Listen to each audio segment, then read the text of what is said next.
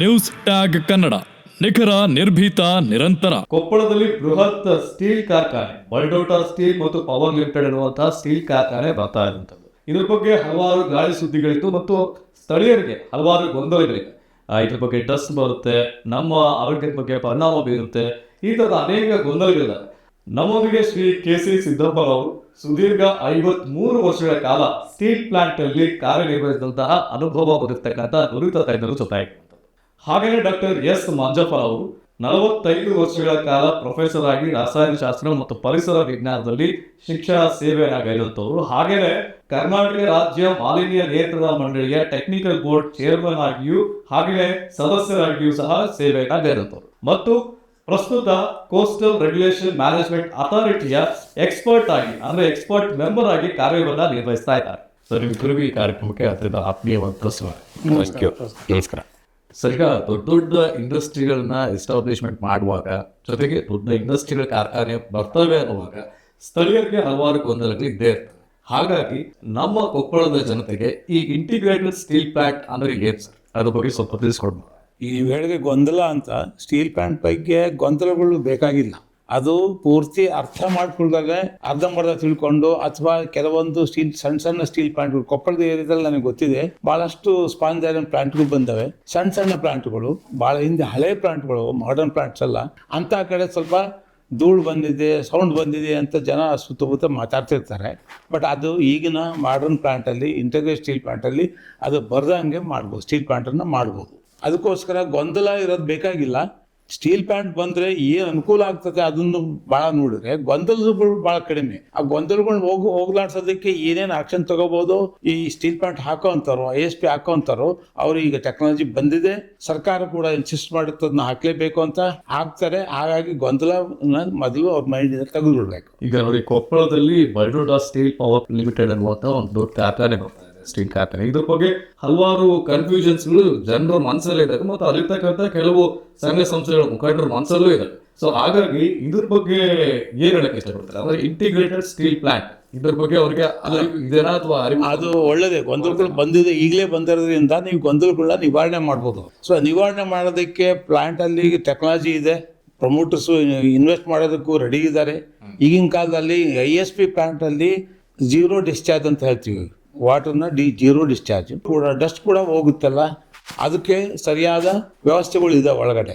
ಅದಕ್ಕೆ plant wise dust control units ಇದ್ದಾವೆ, ESPಗಳಿದ್ದಾವೆ. ಎಲ್ಲದು ಡಸ್ಟನ್ನು ಮಾನಿಟರಿಂಗ್ ಸಿಸ್ಟಮ್ ಕೂಡ ಸರ್ಕಾರಗಳು ಸ್ಪೆಸಿಫೈ ಮಾಡ್ತಾರೆ. ಇಂತಿಂಥ ಕಡೆ ಹಾಕಿ ಡಸ್ಟನ್ನು ಅಲ್ಲಿ ಮಾನಿಟರ್ ಮಾಡ್ಬೋದು. ಅವರ ಒಂದು ಲಿಮಿಟ್ ಇದ್ದಾವೆ, ಲಿಮಿಟ್ಸು ಸರ್ಕಾರದವರು ನಮಗೆ ಸ್ಪೆಸಿಫೈ ಮಾಡ್ತಾರೆ ಇಂಡಸ್ಟ್ರಿ ಹಾಕೋರಿಗೆ. ಸೊ ಅವರು ಅದ್ರ ಪ್ರಕಾರ ಹಾಕೋದಕ್ಕೆ ಎಕ್ವಿಪ್ಮೆಂಟ್ ಬಂದಿದ್ದಾವೆ, ಮಾಡ್ಬೋದು. ಡೆಫಿನೆಟಾಗಿ ಡಸ್ಟು ಕೂಡ ಕಂಟ್ರೋಲ್ ಮಾಡ್ಬೋದು, ವಾಟರ್ ಡಿಸ್ಚಾರ್ಜಸ್ ಜೀರೋ ಮಾಡ್ಬೋದು. ಎಷ್ಟೋ ಕಂಪ್ನಿಗಳಿಗೆ ಆಲ್ರೆಡಿ ಇದ್ದಾವೆ. ISP ಅಂತಂದರೆ ಈ ಸಣ್ಣ ಪುಟ್ಟ sponge iron plant, pilot plant ಅಲ್ಲ. ISP integrated steel plant starting from iron ore to end product. In case of Baldota ಹೇಳ್ತಿದ್ದೀರಿ ನೀವು, ಬಲ್ಡೋಟದಲ್ಲಿ TFT ಪಾರ್ಟ್ಸ್ ಅಲ್ಲಿವರೆಗೂ ಒಂದೇ ಪ್ರಿಮಿಸಿಸಲ್ಲಿ ಬರುತ್ತೆ. ಕೆಪಾಸಿಟಿ 1 ಮಿಲಿಯನ್ ಟನ್ಗಿಂತ ಮೇಲೆ ಇರಬೇಕು. 1 ಮಿಲಿಯನ್ ಟನ್ಗಿಂತ ಮೇಲೆ ಹೋಯ್ತು ಅಂದರೆ ಕೆಲವೊಂದು ಪೊಲ್ಯೂಷನ್ ಕಂಟ್ರೋಲ್ ಎಕ್ವಿಪ್ಮೆಂಟ್ಸ್ ಬಂದೇ ಬರ್ತವೆ, ಅದನ್ನ ಆಪ್ರೇಟ್ ಮಾಡಲೇಬೇಕು. ಈಗ ಏನಾಗಿದೆ ಅಂತಂದರೆ, ನೀವು ಕೊಪ್ಪಳ ಏರಿಯಾದಲ್ಲಿ ನನಗೆ ಗೊತ್ತಿದೆ, ಸ್ಪಾಂಜ್ ಐರನ್ ಪ್ಲಾಂಟ್ಗಳು ESP ಹಾಕಿದ್ರು ರಾತ್ರಿ ಹೊತ್ತು ಕೆಲಸ ಮಾಡಿಸಲ್ಲ. ಯಾಕಂದರೆ ಅವ್ರ ಪವರ್ ಪ್ಲಾಂಟ್ಗಳು ಹಾಕಿಲ್ಲ, ಪವರ್ ಉಳ್ಸೋಕ್ಕೋಸ್ಕರ ಹಂಗೆ ಮಾಡ್ತಾಯಿದ್ರು. ಈಗ ಅವ್ರಿಗೆ ಒಳ್ಳೆಯದು, ಯಾರೇ ಇನ್ವೆಸ್ಟರ್ ಮಾಡಿದ್ರು ಕೂಡ ಮ್ಯಾಕ್ಸಿಮಮ್ ಅವ್ರಿಗೆ ಲಾಭ ಬರಬೇಕು ಅಂದರೆ ಕಂಪ್ನಿ ಒಳಗಡೆ ಏನೂ ವೇಸ್ಟ್ ಇರಬಾರ್ದು, ಎಲ್ಲದನ್ನೂ ಉಪಯೋಗಿಸ್ಕೋಬೋದು. ಹಾಗೆ ಟೆಕ್ನಾಲಜಿ ಬಂದುಬಿಟ್ಟಿದೆ, ಅವೈಲಬಲ್ ಇದೆ. ನಮ್ಮದೊಂದೇ ಅಲ್ಲ, ಬೇರೆ ದೇಶದಲ್ಲಿ ಹೋದ್ರು ಕೂಡ ನೋಡ್ಕೊಂಬಂದು ಆ ಫೆಸಿಲಿಟೀಸ್ ಅಪ್ಲೈ ಮಾಡಿ ಆಪ್ರೇಟ್ ಮಾಡಿದರೆ ಜನಗಳು ಭಯ ಬಿಡೋದು ಬೇಕಾಗಲ್ಲ.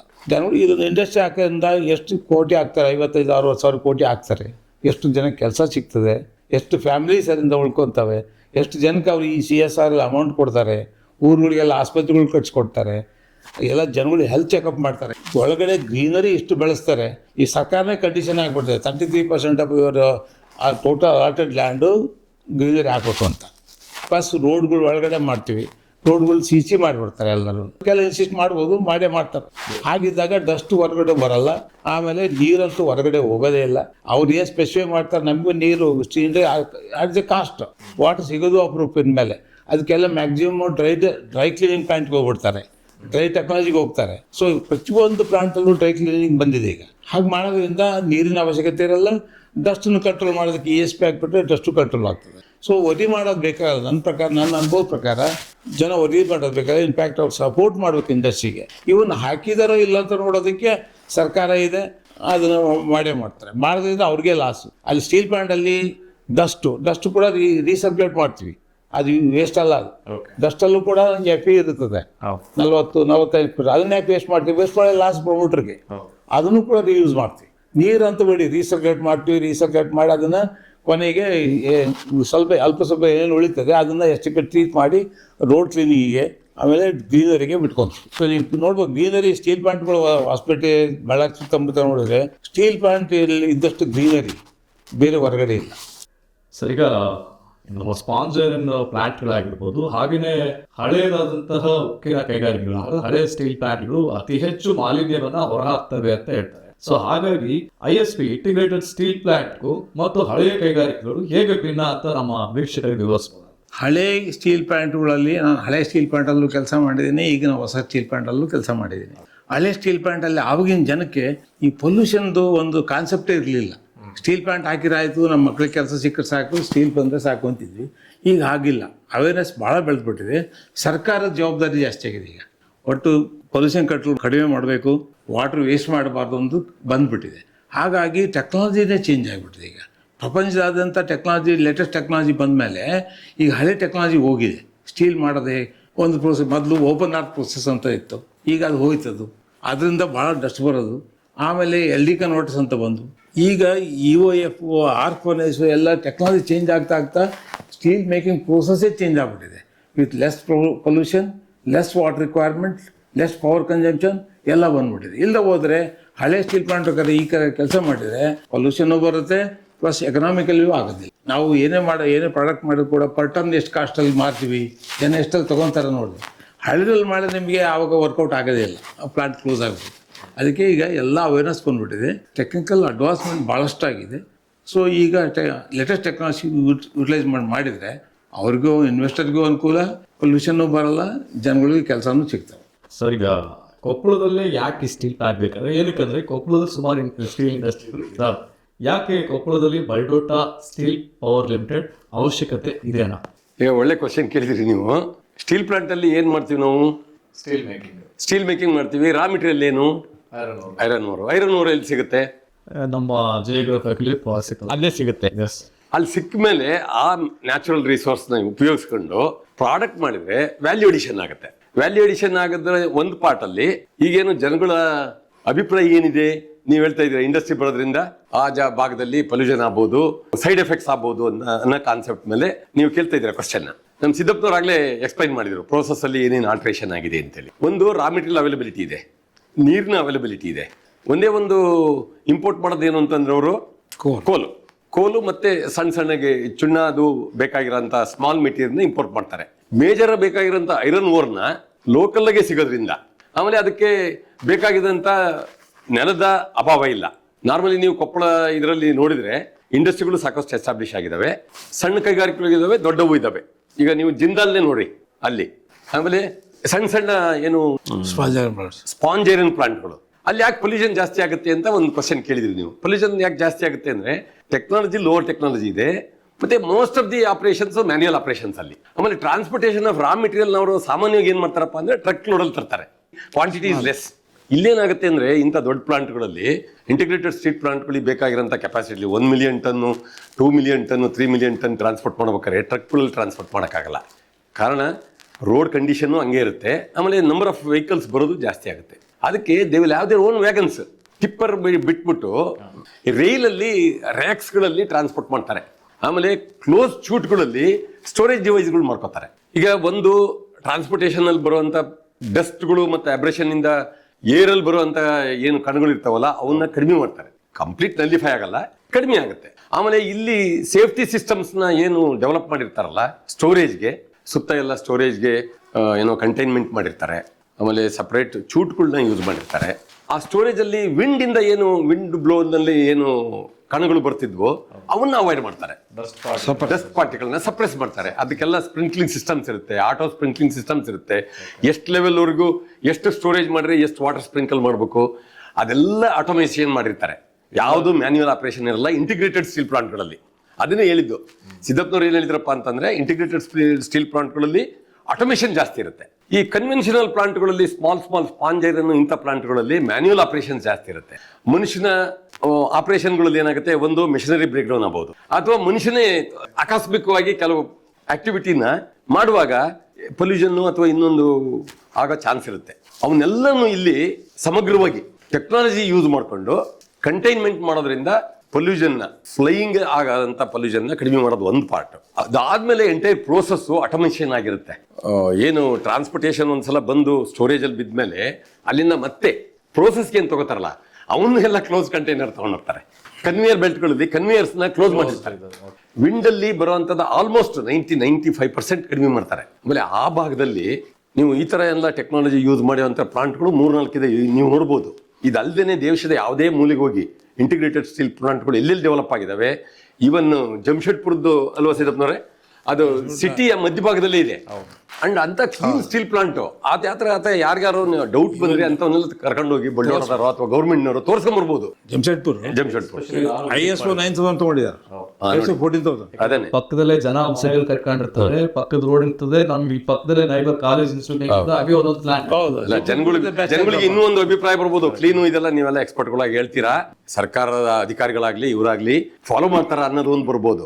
ಅದು ನೀವು ಫಾಲೋ ಮಾಡ್ತಾರ ಅಂದ್ರೆ ಫಾಲೋ ಮಾಡಿಸ್ಬೇಕು. ಎಲ್ಲರದ್ದು ಅವೇರ್ನೆಸ್ ಇರುತ್ತೆ ಅದ್ರಾಗೆ. ನೀವು ಆ ಟೈಮಲ್ಲಿ ಮಾಡಿ ಅವೇರ್ನೆಸ್. ಅವ್ರೇನ ತಪ್ಪು ಮಾಡಿದ್ರು ಅಂದ್ರೆ ನೀವು ಆವಾಗ ರೈಸ್ ಮಾಡಿ. ಯಾರು ಜನರಲ್ ಪಬ್ಲಿಕ್ಸ್ ಈಗೇನು ಬೇಡ ಅಂತ ಹೇಳ್ತಿರಲ್ಲ. Land losers they are also affected. ಈಗ ಲ್ಯಾಂಡ್ ಲೂಸರ್ಸ್ ಲ್ಯಾಂಡ್ ಬಿಟ್ಟು ಯಾಕೆ ಸರ್ ಇಂಡಸ್ಟ್ರಿ ಮಾಡ್ಬೇಕು ಅಂತಲೂ ಹೇಳ್ಬೋದು ನೀವು. ಇದು ದೇಶಕ್ಕೆ ಕೊಡುಗೆ. ಏನ್ ಗೊತ್ತಾ, ನಾವು ವರ್ಲ್ಡ್ ಅವರೇಜ್ ನ ಸ್ಟೀಲ್ ಎಷ್ಟು ಯೂಸ್ ಮಾಡ್ತಾರೆ, ಪ್ರತಿ ಏನು per capital consumption of steel ಅಂತ ಹೇಳ್ತೀವಿ, ಅದನ್ನ ಅವರೇಜ್ ನೋಡಿದ್ರೆ ನಮ್ದು ಇನ್ನೂ ಕಡಿಮೆ ಇದೆ, ಬಹಳ ಕಡಿಮೆ ಇದೆ. ಅದನ್ನ ರೈಸ್ ಮಾಡ್ಬೇಕಾದ್ರೆ ಎಲ್ಲಿ ಮಾಡ್ಬೇಕು? ನಮಗೆ ನಮ್ಮ ದೇಶ ಮುಂದುವರಿಬೇಕು ಅನ್ನೋದು ಎಲ್ಲರಿಗೂ ಇದೆ. ಆಮೇಲೆ ದೇಶದ ಎಲ್ಲ ಆಕ್ಟಿವಿಟಿಗಳನ್ನು ನಾವೇನು ಎಕನಾಮಿಕಲ್ ಡೆವಲಪ್ಮೆಂಟ್ಗೆ ಹೋಗ್ತಾ ಇದೀವಿ. ಎಕನಾಮಿಕಲ್ ಡೆವಲಪ್ಮೆಂಟ್ ಆಯ್ತು ಅಂದ್ರೆ ಇಂಡಸ್ಟ್ರಿಗಳು ಬರಲೇಬೇಕು. ಇಂಡಸ್ಟ್ರಿಯಲ್ ಕಾಂಟ್ರಿಬ್ಯೂಷನ್ ಇಲ್ಲದೆ ಎಕನಾಮಿಕಲ್ ಡೆವಲಪ್ಮೆಂಟ್ ಹೆಂಗಾಗುತ್ತೆ? ಇವರು ನೋಡಿ, ಓರ್ಗೆ ಟ್ಯಾಕ್ಸ್ ಕಟ್ತಾರೆ, ಆಮೇಲೆ ಎಂಪ್ಲಾಯೀಸ್ಗೆ ಸ್ಯಾಲರಿ ಕೊಡ್ತಾರೆ, ಪ್ರಾಡಕ್ಟ್ಗೆ ಟ್ಯಾಕ್ಸ್ ಕೊಡ್ತಾರೆ. GST ಬರುತ್ತಲ್ಲ, 18% GST ಬಂದ್ರೆ 9% ಸ್ಟೇಟ್ ಎಕ್ಸ್ಚರ್ಗೆ ಇನ್ಕಮ್ ಆಗುತ್ತೆ, ಇನ್ನು 9% ಸೆಂಟ್ರಲ್ಗೆ ಎಕ್ಸ್ಚರ್ ಆಗುತ್ತೆ. ಇವನ್ನೆಲ್ಲ ಮೂಲಾಗ್ರವಾಗಿ ನೀವು ನೋಡಿದ್ರೆ ಎಕನಾಮಿಕಲ್ ಡೆವಲಪ್ಮೆಂಟ್ ಅದೇ ಆಗುತ್ತೆ. ಅದಲ್ದೇನೆ ಅಲ್ಲಿ ಸುಮಾರು ಅಷ್ಟೊಂದು 54,000-60,000 ಕೋಟಿ ಇನ್ವೆಸ್ಟ್ ಮಾಡಿ ಅವರು ಪ್ಲಾಂಟ್ಸ್ ತಂದ್ರು ಅಂದ್ರೆ ಸರಿ ಸುಮಾರು 3,000 ಜನದಿಂದ 5,000 ಜನ ಡೈರೆಕ್ಟ್ ಎಂಪ್ಲಾಯ್ಮೆಂಟ್ ಬರುತ್ತೆ. ಪೆರಿಫರಲ್ಸ್ ಬಿಡಿ, ನೀವು ಟ್ರಕ್ ಆಪರೇಟರ್ಸ್, ಟ್ರೈನ್ ಆಪರೇಟರ್ಸ್, ಜನ ಇಂಡೈರೆಕ್ಟ್ ಆಗಿ ಆಮೇಲೆ ಒಂದೊಂದು ಅಪಾಯಿಂಟ್ಮೆಂಟ್ಗೆ ಮಿನಿಮಮ್ 5 ಮೆಂಬರ್ಸ್ ಅವರ ಫ್ಯಾಮಿಲಿ ಮೆಂಬರ್ಸ್ ಇರ್ತಾರೆ. ತಂದೆ ತಾಯಿ ಗಂಡ ಹೆಂಡತಿ ಮಕ್ಕಳು, ಅವ್ರದ್ದು ಎಕನಾಮಿಕಲ್ ಡೆವಲಪ್ಮೆಂಟ್ ಆಗುತ್ತೆ. ಅದು contributes to the development of the socio economic stature of the entire ಆ ಭಾಗದ ಸೊಸೈಟಿಗೆ. ಈಗ ಈ ಎಕನಾಮಿಕಲ್ ಡೆವಲಪ್ಮೆಂಟ್ ಅಂತ ಅರೈಸ್ ಆಗಿದ್ರಿಂದ ಈಗ ಕಲ್ಯಾಣ ಕರ್ನಾಟಕದ ಭಾಗದಲ್ಲಿ ಈ ಒಂದು ಪ್ಲಾಂಟ್ ಬರೋದ್ರಿಂದ ಅಥವಾ ಈ ಒಂದು ಕೈಗಾರಿಕೆಗಳು ಬರೋದ್ರಿಂದ ಹೇಗೆಲ್ಲ ನಾವು ಸೋಷಿಯಲ್ ಎಕನಾಮಿಕಲ್ ಈ ಸ್ಟೇಟಸ್ ನೋಡೋದಾದ್ರೆ ಆ ಸ್ಥಿತಿಗಳು ಹೇಗೆ ಬದಲಾಗಬಹುದು ಅಂತ. ಅದೇ ನಾನು ಹೇಳಿದ್ನಲ್ಲ, ಈಗ ಒಬ್ಬ ಬಾರ್ಬರ್ನಿಂದ ಹಿಡಿದು ಚಪ್ಪಲಿ ಒಲಿಯನಿಂದ ಹಿಡಿದು ಬೂಟ್ ಪಾಲಿಶ್ ಮಾಡೋದ್ರಿಂದ ಹಿಡಿದು ಬಟ್ಟೆ ಇಸ್ತ್ರಿ ಮಾಡೋದ್ರಿಂದ ಹಿಡಿದು ಪಂಚರ್ ಹಾಕೋದ್ರಿಂದ ಹಿಡಿದು ವೆಹಿಕಲ್ಗೆ ಏನ್ರಿ, ಟ್ರಕ್ಗಳಿಗೆ, ಲಾರಿಗಳಿಗೆ ಕೆಲಸ ಸಿಕ್ಕಾಗುತ್ತೆ. ಆಟೋಮೇಷನ್ ರಿಪೇರಿ ಮಾಡೋದ್ರಿಂದ ಹಿಡಿದು ಎಷ್ಟು ಜನಕ್ಕೆ ಕೆಲಸ ಜನರೇಟ್ ಆಗುತ್ತೆ ಹೇಳಿ. ಅದರಿಂದ ಇಮ್ಯಾಜಿನ್ ಮಾಡಿ, ಅದೇ ಸೋಷಿಯಲ್ ಎಕನಾಮಿಕಲ್ ಡೆವಲಪ್ಮೆಂಟ್ ಹೆಂಗಪ್ಪ ಆಗೋದು ಈ ಆಕ್ಟಿವಿಟಿಲಿ. ಆಮೇಲೆ ಈ ಇನ್ಕಮ್ ಬಂದದ್ನ ಮತ್ತೆ ಪ್ರೊಡಕ್ಟಿವ್ ಆಗಿ ಯಾರೇ ಹಣ ಬಂದ್ರೆ ಏನ್ ಮಾಡ್ತಾರೆ, ಪ್ರೊಡಕ್ಟಿವ್ ಆಗಿ ಮತ್ತೆ ಬೇರೆ ಆಕ್ಟಿವಿಟಿಗೆ ಯೂಸ್ ಮಾಡ್ತೀರಾ, ಸೈಡ್ ಬೈ ಡೆವಲಪ್ಮೆಂಟ್ ಆಗುತ್ತೆ. ಇನ್ನೊಂದು ಸ್ಮಾಲ್ ಕಾರ್ಖಾನೆ ಬರ್ಬೋದು, ಇದಕ್ಕೆ ಅಲೈಡ್ ಬೇಕಾಗಿರೋಂಥ ಕಾರ್ಖಾನೆ ಬರ್ಬೋದು, ಇದಕ್ಕೆ ರಿಪೇರಿ ಮಾಡೋಂಥ ಕಾರ್ಖಾನೆ ಬರ್ಬೋದು. ಅಂತ ಸ್ಮಾಲ್ ಹಟ್ಬಿಟ್ಸ್ ಆದಾಗ ಸೋಶಿಯೋ ಎಕನಾಮಿಕ್ ಆಟೋಮೆಟಿಕಲಿ ಜನರೇಟ್ ಆಗುತ್ತೆ. It is proven sir, proven. Toranagal ನಾನು ನೋಡಿದೀನಿ ಹಳ್ಳಿ. ಈಗ ಹೆಂಗ್ ಬೆಳೆದಿದೆ ತೋಟಗಲ್ ಒಂದೇ ಅಲ್ಲ. ನೀವು ಬಹುಶಃ ನೋಡಿರ್ಬೋದು, ಕಲ್ಯಾಣಿ ಸ್ಟೀಲ್ ಇರ್ಬೋದು, ಅಲ್ಲಿ ಗಿಣಿಗೆರ ಹೆಂಗಿತ್ತು, ನಮ್ಮ SLR ಮ್ಯಾಟರ್ ಲೋಕಪ್ಪನ ಹೊಲ ಎಲ್ಲ ಗುಡಿಸ್ಲಿದ್ವು ಅಲ್ಲಿ. ಈಗ ಹೋಗಿ ನೋಡಿರಿ ಸರ್ ಎಲ್ಲ ವಾಸಿಸಿ ಜಿಂದಾಲ್ ಪಕ್ಕದಲ್ಲೂ ಒಡ್ಡು ಅಂತ ವಿಲೇಜ್ ಹೌದು. ಎಷ್ಟು ಗಲಾಟೆ ಮಾಡ್ತಿದ್ರು, ಈಗೇನ್ ಚೇಂಜಸ್ ಆಗಿದೆ ಆಗಿದೆ ನೋಡಿ. ಆಮೇಲೆ ಎಷ್ಟು ಸರ್ ಹೇಳಿದಂಗೆ ಮೊದಲನೇ ಹೇಳಿದ್ರು ಅವರು CSR ಅಲ್ಲಿ ಫಂಡ್ಸ್ ನೋಡಿ, ಅವ್ರಿಗೆ ಪ್ರಾಫಿಟ್ ಬರುತ್ತಲ್ಲ ಅದರಲ್ಲಿ 5% ಅಂತ ಯಾವ ಇನ್ವೆಸ್ಟ್ ಆನ್ CSR ಆಕ್ಟಿವಿಟಿ. ಅದರಲ್ಲಿ ಸ್ಕೂಲ್ ಡೆವಲಪ್ಮೆಂಟ್ ಆಗ್ತವೆ, ಇನ್ಫ್ರಾಸ್ಟ್ರಕ್ಚರ್ ಡೆವಲಪ್ಮೆಂಟ್ ಅಂದ್ರೆ ಮಕ್ಕಳು ಆ ಸ್ಕೂಲ್ಗಳಿಗೆ ಹೋಗಿ ಶುರು ಮಾಡ್ತಾರೆ, ಹಾಸ್ಪಿಟಲ್ಗಳು ಆಗ್ತವೆ, ಹಾಸ್ಪಿಟಲ್ಗಳು ಬರ್ತವೆ, ಹೆಲ್ತ್ ಕೇರ್ ಎಸ್ಟಾಬ್ಲಿಷ್ಮೆಂಟ್ ಆಗುತ್ತೆ. ಆಮೇಲೆ ವುಮನ್ ಫೋಕ್ಸು ಏನು ಅವರವೇ ಆದ ಸಂಘ ಸಂಸ್ಥೆಗಳು ಉಟ್ಕೋತವೆ. ಎಜುಕೇಶನ್ ಒಂದ್ಸಲ ಬಂದ್ರೆ ಎಲ್ಲ ಪರಿಕರಗಳಲ್ಲಿ ಅಡ್ವಾನ್ಸ್ಮೆಂಟ್ ಬರುತ್ತೆ. ಇದಕ್ಕೆಲ್ಲ ಮೂಲ ಕಾರಣ ಏನಪ್ಪಾ ಅಂದ್ರೆ finance, economical development, awareness, environment ಬಗ್ಗೆ ಅವೇರ್ನೆಸ್ ಕೊಡ್ಲೇಬೇಕಾಗುತ್ತೆ. ಸಂಘ ಸಂಸ್ಥೆಗಳು ಕೊಡ್ಬೇಕು, ಮತ್ತೆ ಬಲ್ಡೋಟದವರು ಮಾಡ್ಲೇಬೇಕಂತ ಕಾರ್ಯಕ್ರಮಗಳು. ಬಹುಶಃ ಅವರು ಅವಕ್ಕೆಲ್ಲ ಇನ್ಸಿಸ್ಟ್ ಮಾಡ್ಬೋದು. ಕೇಳಿ ಜನ ಕೇಳ್ಬೋದು, ಜನ ಕೇಳ್ಬೇಕು, ಅವ್ರನ್ನ ಅವೇರ್ನೆಸ್ ಕ್ರಿಯೇಟ್ ಮಾಡಿ. ಈಗೇನಿದೆ day to day alarming system ಮಾಡ್ಲಿ. ಸರ್ ಹೇಳಿದ್ರಲ್ಲ, ಅದರಲ್ಲಿ ಏನ್ ಗೊತ್ತಾ, ವಾಟರ್ ರಿಕ್ವೈರ್ಮೆಂಟ್ ಇದ್ದೇ ಇರುತ್ತೆ, ಝೀರೋ ಏನಲ್ಲ. ಡಿಸ್ಚಾರ್ಜ್ ಅದನ್ನೇ ರೀಸೈಕ್ಲೇಟ್ ಮಾಡ್ತಾರೆ. ಒಂದ್ಸಲ ತಗೊಂಡು ವಾಟರ್ನ ಅಲೋಕೇಶನ್ ಕೊಡ್ಬೇಕಾದ್ರೂ ಆ ಗೌರ್ಮೆಂಟ್ ಏನ್ ಸುಮ್ನೆ ತಗೊಂಬಿಡಿ ಅಂತ ಕೊಡಲ್ಲ. ಇವ್ಯಾಲ್ಯೂಯೇಷನ್ ಮಾಡ್ತಾರೆ, ಎಷ್ಟು ಬೇಕು ಅಂತ ಕಂಟೈನ್ಮೆಂಟ್ ಹೇಳ್ತಾರೆ. ಒಂದ್ಸಲ ಡ್ರಾ ಮಾಡಿದ್ಮೇಲೆ ಅದನ್ನ ರೀಸೈಕಲ್ಗೆ ಹೇಳ್ತಾರೆ. ಬರೀ ಟಾಪ್ ಅಪ್ ಬರುತ್ತಷ್ಟೇ ನಿಮಗೆ. ಆಪರೇಷನ್ ಲಾಸ್ ಏನಾಗತ್ತಲ್ಲ ಅಷ್ಟು ವಾಟರ್ ಮಾತ್ರ ಟಾಪ್ ಅಪ್ ಕೊಡ್ತಾರೆ. ನಿಮ್ದು ಅಷ್ಟು ವಾಟರ್ ಏನ್ ಅವ್ರೇನ್ ತುಂಗಭದ್ರಾ ಡ್ಯಾಮ್ ಅಲ್ಲಿ ಇರೋ ವಾಟರ್ನ ಅಥವಾ ತುಂಗಭದ್ರಾ ರಿವರ್ ಅಲ್ಲಿ ಇರೋ ವಾಟರ್ ಎಲ್ಲದೂ ತಗೊಳಕ್ ಬಿಡಲ್ಲ. ಅದ್ರ ಎನ್ವೈರನ್ಮೆಂಟಲ್ ಇಂಪ್ಯಾಕ್ಟ್ ಅಸೆಸ್ಮೆಂಟ್ ಸ್ಟಡೀಸ್ ಅಂತ ಮಾಡ್ತಾರೆ. ಕಾರ್ಖಾನೆಗೆ ಪರ್ಮಿಷನ್ ಕೊಡೋದಕ್ಕಿಂತ ಮೊದಲೇನೆ ಇಂಪ್ಯಾಕ್ಟ್ ಅಸೆಸ್ಮೆಂಟ್ ಸ್ಟಡೀಸ್ ಅಂತ ಮಾಡ್ಸೇ ಇರ್ತಾರೆ. ನೀವು ಕೇಳಿ, ಅದರಲ್ಲಿ ರಿಕ್ವೈರ್ಮೆಂಟ್ ಎಷ್ಟಿರುತ್ತೆ, ಆಮೇಲೆ ಇದರಿಂದ ಕಾಂಪಿಟೇಟಿವ್ ಯೂಸರ್ಸ್ ಇರ್ತಾರಲ್ಲ ಅವ್ರಿಗೇನ್ ಎಫೆಕ್ಟ್ ಆಗುತ್ತೆ ಅಂತ ಅದರ ಎಲ್ಲ ಫೈಂಡಿಂಗ್ಸ್ ತಂದಿರ್ತಾರೆ. ಅದು ಎಫೆಕ್ಟ್ ಆಗಲ್ಲ ಅಂತ ರಿಪೋರ್ಟ್ ಇದ್ರೆ ಮಾತ್ರ ಪರ್ಮಿಷನ್ ಕೊಡ್ತಾರೆ.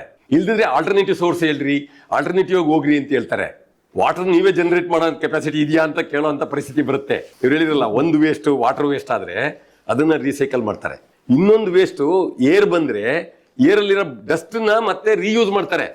ಎಲ್ಲಿ ಆ dust is a potential raw material ಅವರಿಗೆ. They cannot waste, they waste like that. ಇದೇ ಇರುತ್ತೆ ಆ ಡಸ್ಟ್ ಏನು ಐದನೇದು. ಆಮೇಲೆ ಆ ಏರ್ ಕ್ಲೀನ್ ಮಾಡಿದಿರುತ್ತಲ್ಲ, ಅದು it is A good fuel. ಆ ಫ್ಯೂಯಲ್ ನ ಮತ್ತೆ ಪವರ್ ಪ್ಲಾಂಟ್ ಗೆ ಹಾಕ್ತಾರ ಅವರು.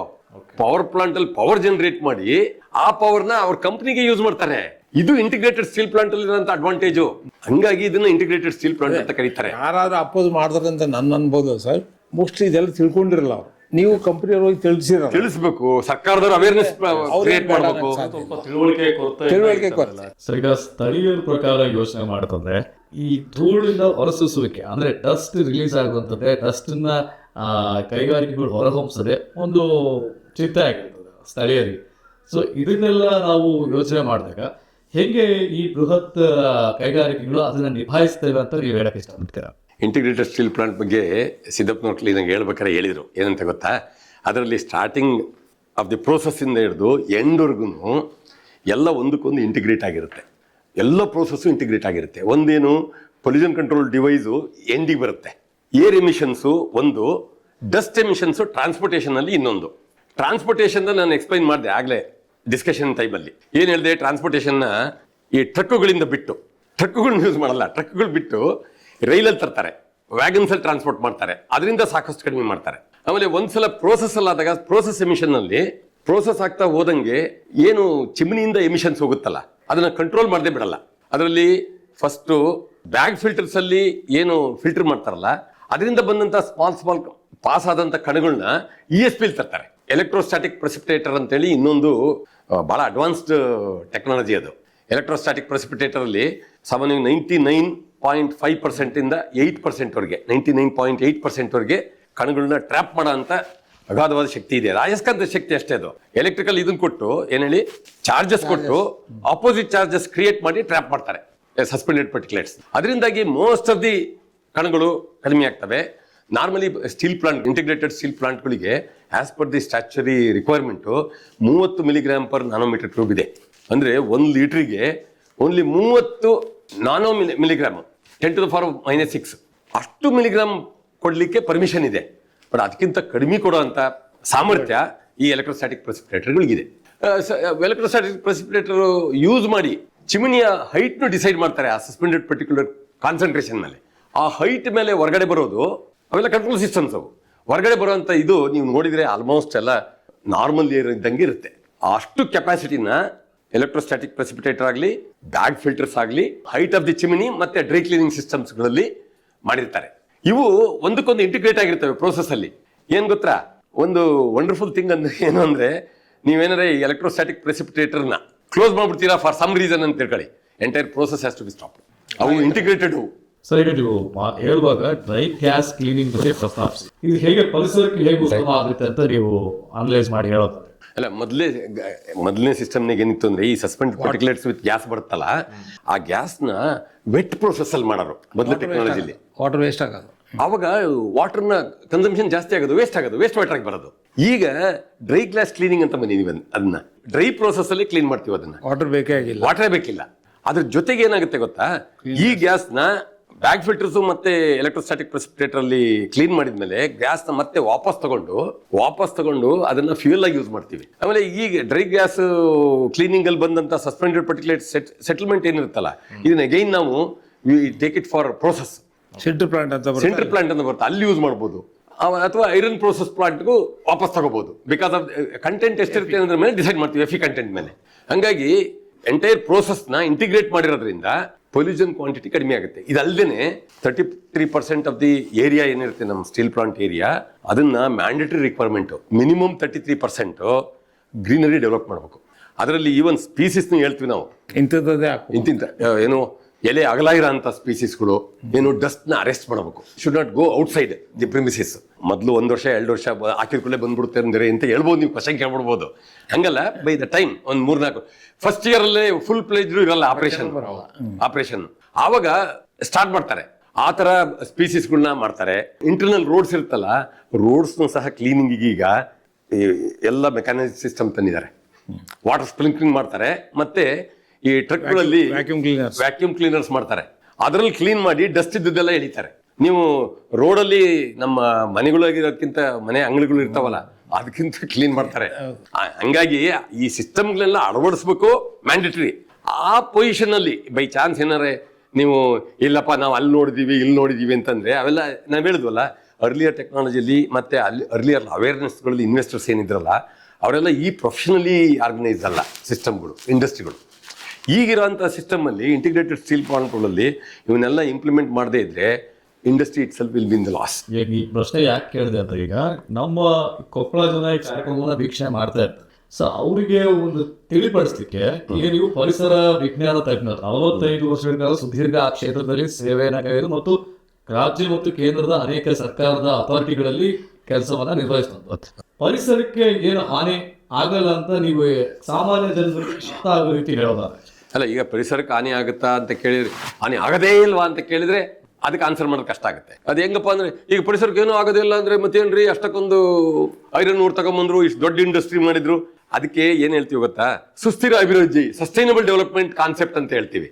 ಅಂದೇನಪ್ಪ, ನಮಗೆ ಈಗ ನಾವು ಇಂಡಸ್ಟ್ರಿ ಮಾಡಿದ್ರೆ ಎಕನಾಮಿಕಲ್ ವಯಬಿಲಿಟಿ ಏನು, ಹೆಲ್ತ್ ವಯಬಿಲಿಟಿ ಏನು, ಲಾಸ್ ಮೇಕಿಂಗ್ ಏನು, ಆಮೇಲೆ ಎಕನಾಮಿಕಲ್ ಸ್ಟೇಟಸ್ ಇಂಪ್ರೂವ್ಮೆಂಟ್ ಎಷ್ಟಾಯ್ತು, ಇವನ್ನ ತುಲನಾತ್ಮಕವಾಗಿ ನೋಡಿದಾಗ, ನೀವು total as a structure of industry establishment ಮಾಡಿದಾಗ ನಾವು ಒಂದು ಹೇಳಿದ್ವಿ, ಎಂಪ್ಲಾಯ್ಮೆಂಟ್ ಅಪರ್ಚುನಿಟಿ ಎಷ್ಟಿರುತ್ತೆ, ಟ್ಯಾಕ್ಸ್ ಸೇವಿಂಗ್ಸ್ ಎಷ್ಟಿರುತ್ತೆ, ಟ್ಯಾಕ್ಸ್ ಕಲೆಕ್ಷನ್ಸ್ ಎಷ್ಟಿರುತ್ತೆ, ರಾ ಮೆಟೀರಿಯಲ್ ಆಗಿರೋ ಲೋಕಲಿ ಅವೈಲೇಬಲ್ ರಾ ಮೆಟೀರಿಯಲ್ನ ವೇಸ್ಟ್ ಆಗಿ ಮಾಡೋದ್ರ ಬದಲು ಯೂಸ್ ಮಾಡಿ ಅದನ್ನ productivity for the mankind, ಆ ಪ್ರದೇಶದ ಜನಕ್ಕಿರ್ಬೋದು, ದೇಶದ ಜನಕ್ಕಿರ್ಬೋದು, ಅಥವಾ ವರ್ಲ್ಡ್ಗೆ ಎಕ್ಸ್ಪೋರ್ಟ್ ಮಾಡೋಕ್ಕಾಗಿರ್ಬೋದು, ಅವನ್ನೆಲ್ಲ ನೋಡಿದಾಗ ನೀವು ಪೊಲ್ಯೂಷನ್ ಸ್ವಲ್ಪ ಆದರೆ ಅದಕ್ಕೆಲ್ಲ ಇರುವಂಥ ಕಂಟ್ರೋಲ್ ಸಿಸ್ಟಮ್ಸ್ನ ಯೂಸ್ ಮಾಡಿಕೊಂಡು ಫಸ್ಟ್ ಕ್ಲಾಸ್ ಮಾಡಿ ಅಲ್ಲಿರೋ ಜನಗಳಿಗೆ ಅನುಕೂಲ ಮಾಡ್ಬೋದು, ಆ ಏರಿಯಾ ಡೆವಲಪ್ ಆಗ್ಬೋದು. ನೀವೇನು ಕಲ್ಯಾಣ ಕರ್ನಾಟಕ ಅಂತ ಹೇಳಿದ್ರಲ್ಲ, ಕಲ್ಯಾಣ ಕರ್ನಾಟಕ ಭಾಗಕ್ಕೆ ಇದರ ಕಾಂಟ್ರಿಬ್ಯೂಷನ್ನಿಂದ, ಇಂಥ ಒಂದು ಕಾರ್ಖಾನೆಗಳ ಕಾಂಟ್ರಿಬ್ಯೂಷನ್ನಿಂದ ಆ ಕಲ್ಯಾಣ ಕರ್ನಾಟಕನ ನಾವು ಸಾಮಾನ್ಯವಾಗಿ ಸೌತ್ ಕರ್ನಾಟಕ ಭಾಗನ ಮೈಸೂರು ಬೆಂಗಳೂರು ಭಾಗಗಳಿಗೆ ಕಂಪೇರ್ ಮಾಡಿದಾಗ ಹಿಂದುಳಿದ ಭಾಗ ಅಂತ ಏನು ನಾವು ಕರಿತೀವಿ, ಅದಕ್ಕಿಂತ ಮುಂದುವರೆದ ಭಾಗ ಇದು, ಎಕನಾಮಿಕಲಿ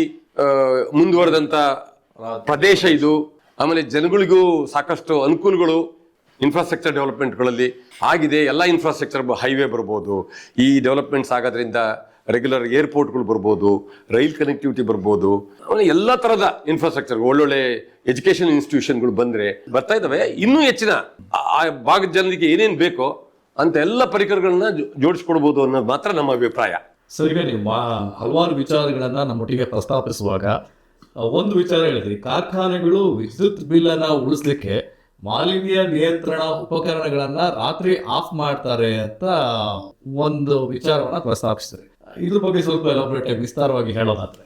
ನಿಮ್ಮ ಪ್ರಶ್ನೆಗೆ ಇರಬಹುದು, ಕೆಲವೊಂದು ಹಳೆ ಪ್ಲಾಂಟ್ಗಳಲ್ಲಿ, ಸಣ್ಣ ಸಣ್ಣ ಪ್ಲಾಂಟ್ಗಳಲ್ಲಿ ಕಾಸ್ಟ್ ಕಡಿಮೆ ಮಾಡೋಕ್ಕೋಸ್ಕರ ಅಲ್ಲಿ ಕೂಡ ಪೊಲ್ಯೂಷನ್ ಕಂಟ್ರೋಲ್ ಬೋರ್ಡ್ ಎಕ್ವಿಪ್ಮೆಂಟ್ ಇರುತ್ತೆ, ಪೊಲ್ಯೂಷನ್ ಎಕ್ವಿಪ್ಮೆಂಟ್ ಇರುತ್ತೆ, ESP ಅಂತ.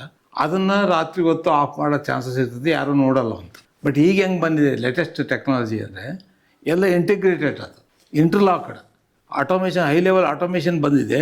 ಅವನು ಆಫ್ ಮಾಡಿದರೆ ಅವನ ಪ್ರೋಸೆಸ್ಸೇ ನಡೆಯಲ್ಲ, ನಂಬರ್ 1.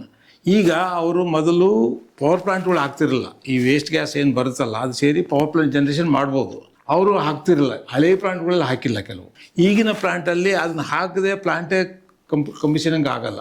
ಸೊ ಹಂಗಿದ್ದಾಗ ಅವನು ಆಫ್ ಮಾಡಿದರೆ ಅವನಿಗೆ ಲಾಸ್ ಆಗುತ್ತೆ. ಸೊ ಅವನು ಆಫ್ ಮಾಡ್ತಾ ಹೋದರೆ ಇಲ್ಲಿ ಪೊಲ್ಯೂಷನ್ ಕಡಿಮೆ ಆಗುತ್ತೆ, ಅವನಿಗೆ ಫ್ರೀ ಪವರ್ ಸಿಗುತ್ತೆ ಅಲ್ಲಿ. ಹಾಗಾಗಿ ಇನ್ನು ಮುಂದೆ ಲೇಟೆಸ್ಟ್ ಟೆಕ್ನಾಲಜಿ ಇದರೊಳಗೆ ಆಫ್ ಮಾಡೋ ಚಾನ್ಸಸ್ಸು ಇರೋದು ಇಲ್ಲ. ಯಾಕಂದರೆ ಅವನಿಗೆ ಲಾಸ್ ಆಗುತ್ತೆ, ಪ್ರೊಡ್ಯೂಟರ್ಗೆ ಲಾಸ್ ಆಗುತ್ತೆ. ಅವಾಗ ಸಿದ್ದಪ್ಪನವ್ರು ಹೇಳಿದ್ದಕ್ಕೆ ಇನ್ನೊಂದು ಪೂರಕವಾಗಿ ಇನ್ನೊಂದೇನಪ್ಪ ಅಂದರೆ, ಈ ಚಿಮಿಣಿಗಳಿದಾವಲ್ಲ, ಚಿಮಿಣಿಯಿಂದಲೇ ವೇಸ್ಟ್ ಗ್ಯಾಸಸ್ ಬರೋದು. ಚಿಮಿಣಿ ಹೌಸ್ ಮಾಡುವಾಗ ಇವನ್ ಲೇಔಟ್ ಪ್ಲಾನ್ ಅಪ್ರೂವ್ ಮಾಡ್ತಾರೆ ಇಂಡಸ್ಟ್ರಿ ಡಿಪಾರ್ಟ್ಮೆಂಟ್ನವರು. ಅದಲ್ಲದೆ ಪೊಲ್ಯೂಷನ್ ಕಂಟ್ರೋಲ್ ಬೋರ್ಡ್ನವರು ಸ್ಕ್ರೂಟಿನಿ ಮಾಡ್ತಾರೆ ಎನ್ವೈರನ್ಮೆಂಟಲ್ ಕ್ಲಿಯರೆನ್ಸ್ ಕೊಡುವಾಗ. ಏನು ಗೊತ್ತಾ, ಈಗ ನಮ್ಮ ಕರ್ನಾಟಕದಲ್ಲಿ ಏನಪ್ಪ ಅಂದರೆ ನಾರ್ತ್ ಈಸ್ಟಿಂದ ಸೌತ್ ವೆಸ್ಟ್ಗೆ ವಿಂಡ್ ಬ್ಲೋ ಇರುತ್ತೆ. ಒಂದು ಸುಮಾರು 6 ರಿಂದ 8 ತಿಂಗಳು. ಉಲ್ಟಾ ಮತ್ತೆ ಇನ್ನೊಂದು 3-4 ತಿಂಗಳು ಇರುತ್ತೆ. ಬಟ್ ಇವೆರಡೂ ಡೌನ್ ವಿಂಡ್ ಡೈರೆಕ್ಷನ್ ಅಂತ ಕರಿತೀವಿ ನಾವು. ಅದಕ್ಕೆ ಆ ಚಿಮಣಿಯಿಂದ ಬರುವಂಥ ಏರ್ ಇದೆಯಲ್ಲ, ಅದು ನಾರ್ತ್ ಈಸ್ಟಿಂದ ಸೌತ್ ವೆಸ್ಟ್ಗೆ, ಸೌತ್ ವೆಸ್ಟಿಂದ ನಾರ್ತ್ ಈಸ್ಟ್ಗೆ ಹೋಗುತ್ತೆ. ಆ ಕಡೆಗೆ ವಿಲೇಜ್ಗಳು ಇಲ್ದಂಗೆ ಸೆಲೆಕ್ಟ್ ಮಾಡಿ ಲೇಔಟ್ನ ಅಪ್ರೂವ್ ಮಾಡಿಕೊಡ್ತಾರೆ. Normally this is the procedure. ಅದೇನಾದ್ರೆ ಮಿಸ್ಟೇಕ್ ಆಗಿದ್ರೆ, ಬಹುಶಃ ಈ ಬಲ್ಡೋಟರು ನೋಡಿದಾರೋ ಇಲ್ಲೋ ಗೊತ್ತಿಲ್ಲ ನಮಗೆ, ಬಟ್ ಅವ್ರಿಗೆ ಅಡ್ವೈಸ್ ಮಾಡಿ ಅದನ್ನು ಸಹ ಈ ಸ್ಟೇಜಲ್ಲಿ ಸರಿಯಾದ ಪೊಸಿಷನ್ನಲ್ಲಿ ಚಿಮಣಿಗಳನ್ನ ಹೌಸ್ ಮಾಡಿದರೆ, ಆಮೇಲೆ ಡಸ್ಟ್ ಎಮಿಟಿಂಗ್ ಸೋರ್ಸಸ್ನ ಕಂಟ್ರೋಲ್ ಮಾಡಿದರೆ 100% it is possible that dust ಬಗ್ಗೆ ಮಾತಾಡ್ತೀವಲ್ಲ, ಎಮಿಷನ್ಗಳ ಬಗ್ಗೆ ಮಾತಾಡ್ತೀವಲ್ಲ, ಅವು ಇಲ್ದಂಗೆ ಈವನ್ ಪಕ್ಕದಾಗ ಹಳ್ಳಿಗಳಿದ್ರು ಸಹ ಹಳ್ಳಿಗಳಿಗೂ ಇಂಪ್ಯಾಕ್ಟ್ ಆಗದಂಗೆ, ತೊಂದರೆ ಆಗದಂತ ಮಾಡುವಂತ ಪ್ರಮೇಯಗಳು ಇದೆ. ಈಗ ಅಲ್ಲಿ ನೋಡಿದ್ರೆ ಪಕ್ಕದಾಗೆ ಜಮ್ಶೆಡ್ಪುರದಂತ ದೊಡ್ಡ ಸ್ಟೀಲ್ ಪ್ಲಾಂಟ್ ನೀವು ನೋಡಿದ್ರೆ ಟಾಟಾ ಸ್ಟೀಲ್ ಪ್ಲಾಂಟ್, ಅದು ಟಾಟಾ ಎಸ್ಟಾಬ್ಲಿಷ್ಮೆಂಟ್. ನೋಡಿದ್ರೆ ಪಕ್ಕದಾಗೆ ಸಿಟಿ ಇದೆ. ಈ ಕೊಪ್ಪಳದಿಂದ ಒಂದು 12 ಕಿಲೋಮೀಟರ್ ದೂರದಲ್ಲಿ ಅಥವಾ 1 ಕಿಲೋಮೀಟರ್ ದೂರದಲ್ಲಿ ನಮ್ಮ ಈ ಪ್ಲಾಂಟ್ ಅಂದ್ರೆ ಬಲ್ಡೋಟಾ ಸ್ಟೀಲ್ ಪವರ್ ಪ್ಲಾಂಟ್ ಲಿಮಿಟೆಡ್ ನಮ್ಮೊಟ್ಟಿಗೆ ಎಸ್ಟಾಬ್ಲಿಷ್ ಆಗ್ತಾ ಇದೆ ಅನ್ನೋದು ಒಂದು ಅವರನ್ನ ಇರ್ತಕ್ಕಂಥ ಒಂದು ಗೊಂದಲ ಅಂತ ಹೇಳ್ಬೋದು. 1 ಕಿಲೋಮೀಟರ್ ಹತ್ರದಲ್ಲೇ ಇದೆ. ನಮಗೆ ಇದರಿಂದ ತುಂಬಾ ಇಂಪ್ಯಾಕ್ಟ್ ಆಗುತ್ತೇನೋ, ನಮಗೆ ಇದರಿಂದ ನಮ್ಮ ಪರಿಸರ ಮತ್ತೆ ನಮ್ಮ ಆರೋಗ್ಯದ ಮೇಲೆ ಪ್ರಭಾವ ಆಗುತ್ತೇನೋ ಅನ್ನೋಂಥ ಒಂದು ಗೊಂದಲ ಇದೆ. ಸೊ ಅದ್ರ ಬಗ್ಗೆ ನೀವು ಟಾಟಾ ಸ್ಟೀಲ್ ಹೇಳ್ತಾ ಇದ್ರಿ ಜಮ್ಶೆಡ್ಪುರದ್ದು. ಸೊ ಹೇಗೆ ಕಂಪ್ಯಾರಿಸನ್ ಮಾಡ್ತೀವಿ ಸರ್? ಅಲ್ಲ, ಈಗೇನು ಗೊತ್ತಾ, ನಾನು ಹೇಳಿದ್ನಲ್ಲ ಎನ್ವೈರನ್ಮೆಂಟ್ ಇಂಪ್ಯಾಕ್ಟ್ ಅಸೆಸ್ಮೆಂಟ್ ಅಂತ ಒಂದು ಮಾಡ್ತೀವಲ್ಲ, ಆ ಟೈಮಲ್ಲಿ ವೈಜ್ಞಾನಿಕವಾಗಿ ಇದನ್ನು ಸ್ಟಡಿ ಮಾಡ್ತೀವಿ. ಚಿಮಣಿಯಿಂದ ಬರುವಂಥ ಗಾಳಿ, ಅದ್ರ ಜೊತೆ ಬರುವಂಥ ಸ್ಮಾಲ್ ಸಸ್ಪೆಂಡೆಡ್ ಪರ್ಟಿಕ್ಯುಲೇಟ್ಸ್, ಅವು ನಾರ್ತ್ ಈಸ್ಟು, ಸೌತ್ ವೆಸ್ಟು ಮತ್ತೆ ಉಲ್ಟಾ ಹೇಳಿದ್ನಲ್ಲ, ಆ ಪೊಸಿಷನ್ಗಳಲ್ಲಿ ಎಷ್ಟು ಡಿಸ್ಟೆನ್ಸ್ ಅಲ್ಲಿ ಪರ್ಟಿಕ್ಯುಲೇಟ್ ಮ್ಯಾಟರ್ಸ್ ಬಂದ್ರೆ ಯಾವ ಡಿಸ್ಟೆನ್ಸ್ ಅಲ್ಲಿ ಬೀಳ್ಬೋದು ಅಂತೇಳಿ ಒಂದು ಗಾಷಿಯನ್ ಫ್ಲೂ ಮಾಡಲ್ ಅಂತ ಒಂದು ಮಾಡೆಲ್ ಡೆವಲಪ್ ಮಾಡಿದ್ದಾರೆ ವೈಜ್ಞಾನಿಕವಾಗಿ. ಅದ್ರಾಗ ಇರುವಂತವು ಏನು, ನಾವು ಏರ್ ಒಂದ್ಸಲ ಒಂದು ಚಿಮಣಿಯಿಂದ ಬಂದಾಗ ಆ ಫ್ಲೂಮ್ ಯಾವ ತರ ಹೋಗುತ್ತೆ ಅನ್ನೋದಕ್ಕೆ ಒಂದು ಪಿಕ್ಚೋರಿಯಲ್ ರೆಪ್ರೆಸೆಂಟೇಷನ್ ಇದೆ. ಆ ಸಸ್ಪೆಂಡೆಡ್ ಪರ್ಟಿಕ್ಯುಲೇಟ್ಸ್ ಎಷ್ಟು ಡಿಸ್ಟೆನ್ಸ್ ಅಲ್ಲಿ ಬೀಳ್ಬೋದು ನೆಲಕ್ಕೆ, ಇಂಡಸ್ಟ್ರಿ ಒಳಗೆ ಬೀಳುತ್ತಾ, ಇಂಡಸ್ಟ್ರಿಯಿಂದ ಹೊರಗೆ ಹೋದ್ರೆ ಎಷ್ಟು ದೂರದಲ್ಲಿ ಬೀಳ್ಬೋದು ಅನ್ನೋದ ಅನಾಲಿಸಿಸ್ ಮಾಡ್ತೀವಿ ನಾವು. ಅದನ್ನ ಆ ಡಿಸ್ಟೆನ್ಸ್ ಅಲ್ಲಿ ವಿಲೇಜ್ ಇದೆಯಾ, ರಿಸೀವಿಂಗ್ ಬಾಡೀಸ್ ಅಂತ ಕರಿತೀವಿ ನಾವು, ದೇವಸ್ಥಾನ ಇದೆಯಾ, ವಿಲೇಜ್ ಇದೆಯಾ, ನೀರಿನ ರಿಸೋರ್ಸ್ ಇದೆಯಾ, ಅವನ್ನೆಲ್ಲ ಸ್ಟಡಿ ಮಾಡಿ ಅವು ಇಲ್ಲದಂತ ಸ್ಥಳದಲ್ಲೇ ಕಾರ್ಖಾನೆಯ ಆ ಚಿಮ್ನಿನ ಎಸ್ಟಾಬ್ಲಿಷ್ಮೆಂಟ್ ಮಾಡಲಿಕ್ಕೆ ಪರ್ಮಿಷನ್ ಕೊಡ್ತೀವಿ. ಮತ್ತು ಅದಲ್ಲದೆ ಅವ್ರಿಗೆ ಅವನ ಸಜೆಷನ್ಸ್ ಕೊಡ್ತೀವಿ. ಅಂತ ಪ್ರಮೇಯ ಇರೋದ್ರಿಂದ ಈಗಿನ ವೈಜ್ಞಾನಿಕ ಯುಗದಲ್ಲಿ ಎಷ್ಟು ಸಾಧ್ಯನೋ ಅಷ್ಟು ಕಂಟ್ರೋಲ್ ಮಾಡಲಿಕ್ಕೆ ಸಾಧ್ಯ ಇದೆ. ಅದಕ್ಕೆ ನಾವು ಕರೆಯೋದು ಸುಸ್ಥಿರ ಅಭಿವೃದ್ಧಿ ಅಂತ ಕರೆಯೋದು. ಸಸ್ಟೈನಬಲ್ ಡೆವಲಪ್ಮೆಂಟ್ನ ನ್ಯಾಚುರಲ್ ರಿಸೋರ್ಸ್ ಯೂಸ್ ಮಾಡಿ, ಇರುವಂಥ ಟೆಕ್ನಾಲಜಿನ ಯೂಸ್ ಮಾಡಿಕೊಂಡು, ಈ ನಾಲೆಜ್ ಜೊತೆಗೆ ನಾವು ಪ್ರಾಡಕ್ಟ್ಸ್ನ ಡೆವಲಪ್ ಮಾಡಿ ದೇಶದ ಅಭಿವೃದ್ಧಿಗೆ, ಪ್ರದೇಶದ ಅಭಿವೃದ್ಧಿಗೆ, ಸರ್ಕಾರದ ಅಭಿವೃದ್ಧಿಗೆ ಮತ್ತೆ ಹಣಕಾಸಿನ ಅಭಿವೃದ್ಧಿಗೆ ಕಾರ್ಖಾನೆಗಳನ್ನು ಸ್ಥಾಪಿಸಬೇಕು ಅಂತ ಹೇಳೋದು. ಈಗ ಮಾನವ ದೋಷ ಪ್ಲಾಂಟ್ಸ್ ಅಲ್ಲಿ ಕೆಲವೊಂದು ಮಾನವ ದೋಷಗಳು ಮತ್ತು ಉದ್ದೇಶಪೂರ್ವಕವಾಗಿಯೇ ಕೆಲವೊಂದು ದೋಷಗಳ ಬಗ್ಗೆ ಹೇಳೋದಾದ್ರೆ ಏನ್ ಹೇಳಕ್ಕೆ ಇಷ್ಟಪಡ್ತಾರೆ? ಒಂದು ಹ್ಯೂಮನ್ ಮಿಸ್ಟೇಕ್ಸ್ ಮಾಡದೇ ಇರೋಕ್ಕೆಂದ್ರೆ ಆಟೋಮೇಷನ್ ಲೆವೆಲ್ ಜಾಸ್ತಿ ಆಗಬೇಕು. ಅಲ್ಲಿ ಹ್ಯೂಮನ್ ಇಂಟರ್ಫಿರೆನ್ಸೇ ಇರೋದಿಲ್ಲ, ಫುಲ್ಲಿ ಆಟೋಮೆಟಿಕ್ ಇರ್ತದೆ. ಒಂದು ಪ್ಲಾಂಟಿಂದ ಇನ್ನೊಂದು ಪ್ಲಾಂಟಿಗೆ, ಒಂದು ಎಕ್ವಿಪ್ಮೆಂಟ್ ಇನ್ನೊಂದು ಪ್ಲಾಂಟಿಗೆ ಇಂಟರ್ಫೇಸಿಂಗ್ ಇರುತ್ತೆ. ಇದು ಫೇಲ್ ಆದರೂ ಅದು ಸ್ಟಾಪ್ ಆಗುತ್ತೆ. ಸೊ ಅದರಲ್ಲಿ ನಾವು ಹ್ಯೂಮನ್ ಮಿಸ್ಟೇಕ್ ಆಗೋದನ್ನ ಭಾಳಷ್ಟು ಟೇಕ್ ಕೇರ್ ಮಾಡ್ತಾರೆ ಈಗ ಟೆಕ್ನಾಲಜಿನಲ್ಲಿ. ಇನ್ನೊಂದು ಉದ್ದೇಶಪೂರ್ವ ಅಂದ್ರಲ್ಲ, ಉದ್ದೇಶಪೂರ್ವ ಅಂದರೆ ಇದೇ ಸ್ವಿಚ್ ಆಫ್ ಮಾಡೋದು ರಾತ್ರಿ ಹೊತ್ತು. ಅದಕ್ಕೂ ಕೂಡ ಈಗ ಇಂಟರ್ಲಾಕಿಂಗ್ ಬಂದಿರೋದ್ರಿಂದ ಆಮೇಲೆ ಅವನಿಗೆ ಲಾಸ್ ಆಗೋದ್ರಿಂದ ಈಗ ಯಾಕೆ ಮಾಡ್ತಾರೆ, ಉಳಿತಾಯ ಮಾಡೋಕ್ಕಂತ ಮಾಡ್ತಾರೆ. ಅದು ರನ್ ಮಾಡೋದ್ರಿಂದ ಲಾಭ ಆಗೋದ್ರಿಂದ ಅವನೇ ಆಫ್ ಮಾಡ್ತಾನೆ, ಆಫ್ ಮಾಡೋದಿಲ್ಲ. ಸೊ ಎಲ್ಲವೂ ಓವರ್ಕಮ್ ಆಗಿದ್ದಾವೆ. ಈಗ ಆ ಮಾಡೋ ಚಾನ್ಸಸ್ ಭಾಳ ಕಡಿಮೆ. ರೀಸೈಕಲ್ ಎಕಾನಮಿ ಅಂತ ಕರೀತಾರೆ ಅದಕ್ಕೆ. ಸರ್, ಈಗ ಮೊದಲಪ್ಪ ಸರ್, ನಿಮಗೆ ಪರಿಸರ ವಿಜ್ಞಾನ ತಜ್ಞರು ನೀವು ನಮ್ಮ ಒಟ್ಟಿಗೆ, ಇವಾಗ ಕರ್ನಾಟಕದಲ್ಲಿ ನೀರಿನ ಅಭಾವ ಒಂದು ವಾಸ್ತವ ಸಂಗತಿ. ಅದರೊಟ್ಟಿಗೆ ಈ ನಮ್ಮ ಮಾಲಿನ್ಯವನ್ನ, ಕೈಗಾರಿಕೆಗಳು ನೀರಿನ ಮಾಲಿನ್ಯವನ್ನ ಹೇಗೆ ನಿರ್ವಹಿಸಬಹುದು ಅಂತ ಆಗ್ಲೇ ನಾನು ಹೇಳಿದೆ ಏನಂತ ಗೊತ್ತಾ, ಎನ್ವೈರನ್ಮೆಂಟ್ ಇಂಪ್ಯಾಕ್ಟ್ ಅಸೆಸ್ಮೆಂಟ್ ಸ್ಟಡೀಸ್ ಮಾಡಿಸ್ತಾರೆ ಇಂಡಿಪೆಂಡೆಂಟ್ ಅಕ್ರಿಡೇಟೆಡ್ ಬಾಡಿಯಿಂದ. ಯಾವುದೇ ಕಂಪನಿ ಮಾಡ್ಬೇಕಾರೆ ನಮ್ಮ ಗೌರ್ಮೆಂಟ್ ಬಾಡೀಸ್ ಅಲ್ಲಿ ಡಿಸ್ಕಷನ್ ಬರುತ್ತೆ ಅದು. ಆಮೇಲೆ ಪರ್ ಕ್ಯಾಪಿಟ ವಾಟರ್ ಕನ್ಸಂಪ್ಷನ್ ಎಷ್ಟು ಬೇಕು ಅಂತ ಸ್ಟೀಲ್ ಅಥಾರಿಟಿ ಆಫ್ ಇಂಡಿಯಾದವರು ಸ್ಟೀಲ್ ಮಿನಿಸ್ಟ್ರಿ ಒಳಗೆ ಒಂದು ರೇಟಿಂಗ್ ಮಾಡಿದ್ದಾರೆ, ಇನ್ಕ್ಲೂಡಿಂಗ್ ಎನ್ವೈರನ್ಮೆಂಟಲ್ ಡಿಪಾರ್ಟ್ಮೆಂಟ್ ಇಂದ ಅಪ್ರೂವ್ ಮಾಡಿರೋ ಅಂತ. 5 ಮೀಟರ್ ಕ್ಯೂಬ್ ಪರ್ ಟನ್ಗೆ ಅಲೋಕೇಶನ್ ಇದೆ, ಅದಕ್ಕೆ ಪರ್ಮಿಷನ್ ಇದೆ. ಆದರೆ ನಮಗೆ ಅವೈಲಬಿಲಿಟಿ ಅಷ್ಟಿದೆಯಾ ಅಂತ ನೋಡಿದ್ರೆ ಅವೈಲಬಿಲಿಟಿ ಅಲ್ಲಿ ಇಲ್ಲದೆ ಇದ್ರೆ ರೈನಿ ಸೀಸನ್ ಅಂತೂ ಸಿಕ್ಕಾಪಟ್ಟೆ ಮಳೆ ಬರುತ್ತಾ, ಆ ಮಳೆಗಾಲದಲ್ಲಿ ಬರೋ ಅಂತ ನೀರನ್ನ ನಿಮ್ಮ ಕಂಪನಿ ಇದರಲ್ಲಿ ಒಂದು ದೊಡ್ಡ ಪಾಂಡ್ ಮಾಡ್ಕೊಂಡು ಸ್ಟೋರೇಜ್ ರಿಸರ್ವ್ ಮಾಡ್ಕೊಂಡು ಯೂಸ್ ಮಾಡಿ ಅಂತ ಕಂಡೀಷನ್ಸ್ ಹಾಕ್ತಾರೆ. ನೀವು ಹೇಳ್ದಂಗೆ ಇರೋಂಥ ನೀರು ನಮಗೆ ಶಾರ್ಟೇಜ್ ಇದೆ, ಮೊದಲೇ ಈ ಕಂಪನಿ ಕೊಟ್ಟರೆ ಆಗುತ್ತಾ? ಅದಕ್ಕೆ ಆಲ್ಟರ್ನೇಟಿವ್ಸ್ ಇದೆ. ಆಲ್ಟರ್ನೇಟಿವ್ಸ್ ಏನು ಅಂತಂದ್ರೆ ರಿಡಕ್ಷನ್ ಆಫ್ 5 ಮೀಟರ್ ಕ್ಯೂಬ್ನು ಸಹ ಯಾವಾಗ ಅಂದ್ರೆ ವೆಟ್ ಪ್ರೊಸೆಸ್ ಅಲ್ಲಿ ಇದ್ದಾಗ. ನಾವು ಹೇಳಿದ್ವಿ wet process, dry process of water air cleaning 2 method ಇದೆ ಅಂತ. ವೆಟ್ ಪ್ರೊಸೆಸ್ ಅಲ್ಲಿ ಇದ್ದಾಗ 5 ಮೀಟರ್ ಕ್ಯೂಬ್ ಇತ್ತು, ಈಗ ಬಹುಶಃ 2 ರಿಂದ 3 ಮೀಟರ್ ಕ್ಯೂಬ್ ಸಾಕಾಗ್ಬೋದು ಪರ್ ಟನ್ನಿಗೆ. ಇಂಥ ಟೆಕ್ನಾಲಜಿ ಡೆವಲಪ್ಮೆಂಟ್ ಒಂದ್ ಸೈಡ್ ಆಗಿದೆ. ಇನ್ನೊಂದೇನು ಅಂದ್ರೆ ಮಳೆಗಾಲದಲ್ಲಿ ಮಳೆ ಬಿದ್ದಂತ ನೀರು ಎಲ್ಲದನ್ನೂ ಹಿಡಿದಿರ್ತೀವ ನಾವು. ತುಂಗಭದ್ರಾ ಡ್ಯಾಮ್ ತುಂಬುತ್ತೆ, ಹೊಳೆಯಲ್ಲಿ ಫುಲ್ ಹರಿಯುತ್ತೆ, ಎಲ್ಲಿಗೆ ಹೋಗುತ್ತದು ಲಾಸ್ಟ್ಗೆ? ಸಮುದ್ರಕ್ಕೆ ಹೋಗುತ್ತೆ. ಆ ನೀರಲ್ಲಿ ಮಳೆಗಾಲದಲ್ಲಿ ಇವ್ರಿಗೆ ಕಂಡೀಷನ್ ಹಾಕ್ತಾರೆ. ನಾರ್ಮಲಿ ಮಾಡಿರ್ತಾರೆ ಯಾವುದೇ ಕಂಪನಿಗೆ, ಅಷ್ಟೊಂದು ಹ್ಯೂಜ್ ರಿಕ್ವೈರ್ಮೆಂಟ್ ಇದ್ದಂತ ಕಂಪನಿಗಳಿಗೆ, ಕಾಂಪಿಟೇಟಿವ್ ಯೂಸರ್ಗೆ ಲಾಸ್ ಆಗಬಾರ್ದು. ನೀವು ಒಂದು ದೊಡ್ಡ ರಿಸರ್ವಾಯರ್ ಮಾಡ್ಕೊಳ್ಳಿ, ಆ ರಿಸರ್ವಾಯರ್ ಅಲ್ಲಿ ಸ್ಟೋರ್ ಮಾಡ್ಕೊಳ್ಳಿ, ಇಂಪೋರ್ಟ್ ಮಾಡ್ಕೊಳ್ಳಿ. ಎಷ್ಟು ಕೆಪಾಸಿಟಿ ನಿಮಗೆ 3 ತಿಂಗಳು 4 ತಿಂಗಳಂತೂ ಮಳೆ ಬರ್ತಿರುತ್ತೆ, ಆ ಟೈಮಲ್ಲಿ ತೊಂದರೆ ಇರಲ್ಲ. ಆಮೇಲೆ ಇನ್ನೊಂದು 2 ತಿಂಗಳು ಫುಲ್ ವಾಟರ್ ಫ್ಲೋ ಇರುತ್ತೆ ಎಲ್ಲಿ, ತುಂಗಭದ್ರಾ ರಿವರ್ ಅಲ್ಲಿ, ಆವಾಗ ಪ್ರಾಬ್ಲಮ್ ಇಲ್ಲ. ಕಾಂಪಿಟೇಟಿವ್ ಯೂಸರ್ ಕೊಟ್ಟು ಉಳಿದಿರುತ್ತೆ, ಅದು ವೇಸ್ಟ್ ನೀರನ್ನ ಅವ್ರು ಯೂಸ್ ಮಾಡ್ಕೋಬಹುದು. ಇನ್ನು 3-4 ತಿಂಗಳ ಟೈಮಲ್ಲಿ 300 ದಿವಸ ಕಂಪನಿ ಆಪರೇಟ್ ಆಗುತ್ತೆ ಅನ್ನಂಗಿದ್ರೆ ಇನ್ನೊಂದು 3 ರಿಂದ 4 ತಿಂಗಳಲ್ಲಿ ಅವ್ರಿಗೆ ಬೇಕಾದಂತ ಒಂದು ವಾಟರ್ ರಿಸರ್ವ್ ಮಾಡ್ಕೊಂಡು ನೀರು ಸ್ಟೋರೇಜ್ ಮಾಡ್ಕೋತಾರೆ, ಅದನ್ನ ರೀಸೈಕಲ್ ಮಾಡ್ಕೋತಾರೆ ಅದರಲ್ಲೇ. ಅದು ಏನು ನಾನು ಹೇಳಿದೆ, ಓನ್ಲಿ ಟಾಪ್ ಅಪ್ ಮಾತ್ರ ವಾಟರ್ ಬೇಕಾಗೋದು. ವಾಟರ್ ಕನ್ಸಂಪ್ಷನ್ ಈ ಸೋಲೆಸ್. ಆಪರೇಷನ್ ಲಾಸ್ ಬಿಟ್ರೆ ಉಳಿದು ಎಲ್ಲದನ್ನೂ ಅದು ಅವರು ರೀಸೈಕಲ್ ಮತ್ತೆ ರಿಯೂಸ್ ಮಾಡ್ತಾರೆ. ವಾಟರ್ನ ರೀಸೈಕಲ್ ಅಂಡ್ ರಿಯೂಸ್ ಮಾಡೋದ್ರಿಂದ ಟಾಪ್ ಅಪ್ ಏನು ಆಪರೇಷನ್ ಲಾಸ್ ಮತ್ತೆ ರಿಯೂಸ್ ಕಂಡೀಷನ್ ಬೇಕಲ್ಲ, ಅಷ್ಟು ಮಾತ್ರ ನೀರನ್ನ ಯೂಸ್ ಮಾಡ್ಕೊಳ್ಳೋಕೆ they can definitely make a provision. ಒಪ್ಕೊಂಡೆ. ಪ್ಲಾಂಟ್ ಎಸ್ಟಾಬ್ಲಿಷ್ಮೆಂಟ್ ಪಕ್ಕದಲ್ಲಿ ತುಂಗಭದ್ರಾ ನದಿ ಇರೋದ್ರಿಂದ ಹೊರಟಾಗಲ್ವಾ ನೀರು, ವಾಟರ್ ಪೊಲ್ಯೂಷನ್ ಏನೊಂದು ಸಾಧ್ಯತೆ ಇದೆ. ನೀವು ಒಳ್ಳೆ ಕ್ವಶನ್ ಕೇಳಿದ್ರಿ. ಅದನ್ನ ಹೆಂಗೆ ನಿರ್ವಹಿಸ್ತೀವಿ? ಅಲ್ಲ, ಈ ಟೆಕ್ನಾಲಜಿ, ಈ ಪ್ರೋಸೆಸ್ ಅಲ್ಲಿ entire water is recycled. Water recycle ಆಗಿ ಅವ್ರು ಹೊರಗೆ ಬಿಡಲ್ಲ ಅಂದಾಗ ತುಂಗಭದ್ರಾ ರಿವರ್ಗೆ ಎಲ್ಲಿ ಬರುತ್ತೆ ಪೊಲ್ಯೂಷನ್? ತುಂಗಭದ್ರಾ ರಿವರ್ ಇಂದ ಅವ್ರು ಡ್ರಾ ಮಾಡ್ತಾರೆ ಅಷ್ಟೇ ವಾಟರ್ನ. ರೈನಿ ಸೀಸನ್ ಅಲ್ಲಿ large quantity they draw, they store, they reuse. Entire ವಾಟರ್ನ ಅಲ್ಲೇ ಕನ್ಸ್ಯೂಮ್ ಮಾಡಿಕೊಂಡು ಬೈ ಚಾನ್ಸ್ ಏನಾದ್ರು ಇನ್ನೂ ಎಕ್ಸ್ಟ್ರಾ ವಾಟರ್ ಇದ್ರೆ ಟ್ರೀಟ್ ಮಾಡಿ ಗ್ರೀನರಿ ಡೆವಲಪ್ಮೆಂಟ್ ಯೂಸ್ ಮಾಡ್ಕೋತಾರೆ, ಸಪರೇಷನ್ ಯೂಸ್ ಮಾಡ್ಕೋತಾರೆ, ರೋಡ್ ಕ್ಲೀನಿಂಗ್ ಯೂಸ್ ಮಾಡ್ಕೋತಾರೆ. ಯಾಕೆ ಈ ಪ್ರಶ್ನೆ ಕೇಳಿದಂದ್ರೆ ಜನಗಳಿಗೆ ಒಂದು ಕನ್ಫ್ಯೂಷನ್ ಇರ್ತದೆ. ಏನಕ್ಕೆ ಅನುಮಾನ ಏನಂದ್ರೆ ಜನಗಳಿಗೆ ಇಲ್ಲೇ ಪಕ್ಕದಲ್ಲೇ ತುಂಗಭದ್ರಾ ನದಿ ಇದೆ, ಆ ಡಿಸ್ಚಾರ್ಜ್ ಆಫ್ ವಾಟರ್ ತುಂಗಭದ್ರಾ ನದಿಗೆ ಬಿಟ್ಬಿಡ್ತಾರೇನೋ, ನದಿನ ಮಾಲಿನ್ಯ ಮಾಡ್ತಾರೇನೋ ಅನ್ನೋದು ಒಂದು ಕನ್ಫ್ಯೂಷನ್ ಇರುತ್ತೆ. ಅಲ್ಲ, ಈ ಕ್ವಶನ್ ವ್ಯಾಲಿಡ್ ಕ್ವಶನ್. ಯಾಕೆ ಗೊತ್ತಾ, ಮೋಸ್ಟ್ ಆಫ್ ದಿ ಎಕ್ಸ್ಪೀರಿಯನ್ಸಸ್ ಇಂಡಸ್ಟ್ರಿಗಳ ಜೊತೆಗೆ ಅರ್ಲಿಯರ್ ಹಂಗೆ ಇತ್ತು. ಅದನ್ನೇ ಹೇಳಿದ್ವಿ, ಇಂಟಿಗ್ರೇಟೆಡ್ ಪ್ಲಾಂಟ್, ಸ್ಟೀಲ್ ಪ್ಲಾಂಟ್ಗಳಲ್ಲಿರುವಂತ ಅಡ್ವಾಂಟೇಜ್ ಇದು. ಏನಂದ್ರೆ ಇಲ್ಲಿ ವಾಟರ್ ಯುಟಿಲಿಟಿ ಝೀರೋ ಡಿಸ್ಚಾರ್ಜ್ ಅಂತ ಹೇಳ್ತೀವಿ. ಡಿಸ್ಚಾರ್ಜ್ ಮಾಡಂಗೇ ಇಲ್ಲ ಅವ್ರಿಗೆ ಕಂಡೀಷನ್. ಯಾವ್ದು ಟ್ರೀಟ್ ಮಾಡೋದು ಯಾವ್ದಪ್ಪ ಅಂದ್ರೆ ಸೀವೇಜ್ ಟ್ರೀಟ್ಮೆಂಟ್.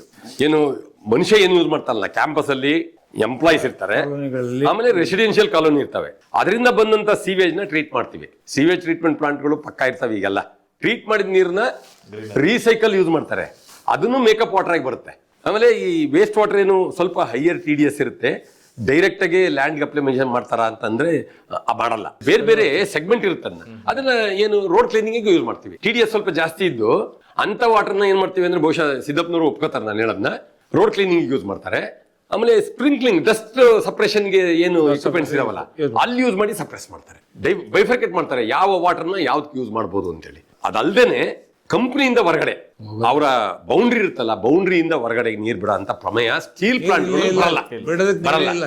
ಅದನ್ನ ಜನಗಳು ಮಾನಿಟರ್ ಮಾಡಬಹುದು. ಮತ್ತೆ ಏನ್ ಕಂಡೀಷನ್ ಕೊಟ್ಟಿರ್ತಾರಲ್ಲ ಮಾನಿಟರಿಂಗ್ ಬಾಡೀಸು ಸೂಪರ್ವೈಸ್ ಮಾಡ್ಬೋದು ಅದನ್ನ. ಆಮೇಲೆ ಇನ್ನೊಂದು sir, steel industry is not A chemical industry.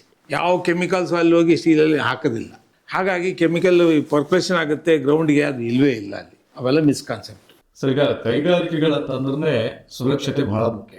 ಅದನ್ನು ಸಹ ಕಾರ್ಮಿಕ ಸುರಕ್ಷತೆಗೆ ಸಂಬಂಧಪಟ್ಟಂತೆ ಹೇಗೆಲ್ಲ ಸುರಕ್ಷತಾ ದೃಷ್ಟಿಯಿಂದ ಹಳೆಯ ವಲಯಗಳಿಗೆ ನಾವು ಕಂಪೇರ್ ಮಾಡಿದಾಗ ISPಗಳು ಹೇಗೆ ಭಿನ್ನವಾಗಿದೆ ಸರ್ ನೀವು ಹೇಳಕ್ಕೆ ಇಷ್ಟಪಡ್ತೀರಾ ಸರ್? ನೋಡಿ, ಈಗಿನ ಎನಿ ಇಂಡಸ್ಟ್ರಿ, ಸ್ಟೀಲ್ ಇಂಡಸ್ಟ್ರಿನೆಲ್ಲ ಯಾವುದೇ ಇಂಡಸ್ಟ್ರಿ ಆದರೂ ಕೂಡ ಏನಲ್ಲಿ ಲೇಬರ್ಸ್ ಇದ್ದಾರೆ, ಆಫೀಸರ್ಸ್ ಇರ್ತಾರೆ, ಕೆಲಸ ಅದೇ ಹ್ಯೂಮನ್ ಅಸೆಟ್. ಅದು ಇಟ್ ಇಸ್ ನಾಟ್ ಅವ್ನ ಲೇಬರು, ಅವ್ನಿಗೇನಾಗೋದಿಲ್ಲ. ಇಷ್ಟು utmost care is taken to see that ಅವನಿಗೆ health is maintained.